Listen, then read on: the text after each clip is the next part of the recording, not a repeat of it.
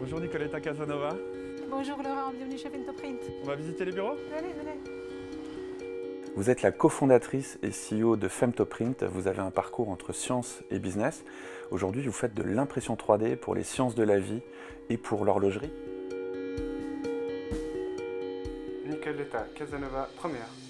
Comment est-ce que vous expliquez ce que vous faites à des enfants de 10 ans? On utilise un laser qui amène de l'énergie sur des wagons, plusieurs wagons qui rentrent à l'intérieur du verre, déchargent cette énergie dans un point spécifique en dessinant la pièce que vous voulez. Donc à l'intérieur du verre, il y a un dessin. Cette pièce en verre est laissée dans une solution d'attaque chimique qui après en fait la magie. L'idée c'est de pouvoir intégrer plusieurs fonctionnalités à l'intérieur de la même pièce sans devoir faire de l'assemblage par exemple ou mettre des masques ou faire des moules. Comment est-ce qu'on peut concilier concrètement ces deux forces? D'un côté rester dans les règles et de l'autre continuer à penser différemment, continuer à être créatif? Pour la partie production, donc pour sortir des pièces vraiment de qualité, là il faut évidemment qu'il y ait des procédés bien décrits.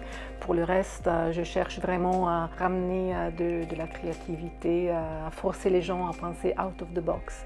Ça, c'est un peu la culture de la société. Faire des fautes, il n'y a pas de souci. On arrive toujours à corriger, on arrive toujours à résoudre le problème après. Mais le fait de risquer, c'est un peu de la culture. Une vision qui est assez commune, c'est qu'il n'y a que les startups qui savent innover, que justement le monde académique ne sait pas innover ou que les gouvernements ne savent pas innover. Vous pensez que l'innovation a besoin de tout cet écosystème, que chacun de ces acteurs a un rôle à jouer? Les entreprises, surtout les startups, ne peuvent pas se permettre d'avoir des équipements très innovants tout le temps. Il y a des équipements qui sont très chers et qu'éventuellement on utilise seulement pendant 6 mois et puis on arrête. Donc le fait de collaborer avec les universités qui ont des équipements, ça permet aux startups, aux entreprises d'évoluer d'une façon plus rapide. D'ailleurs, c'est exactement ce qui se passe à niveau global. Si vous le pensez, l'évolution des ordinateurs, chaque semaine, il y a une évolution importante. Mais cette évolution est due grâce au fait que tout le monde travaille dessus et pas seulement une équipe en Allemagne ou en Suisse ou en France. Mais vraiment partout dans le monde, tout le monde contribue pour évoluer vraiment plus rapidement possible là-dessus. Qu'est-ce que c'est selon vous le rôle d'une CEO? Dans mon cas, je pense de prendre les compétences de mes collaborateurs et de les faire travailler ensemble comme si c'était un mécanisme de montre. Une fois que chacun comprend sa fonction, sa tâche et s'adapte aux autres, là c'est mon travail qui est fait. Est-ce qu'on peut réussir sans prendre de risques?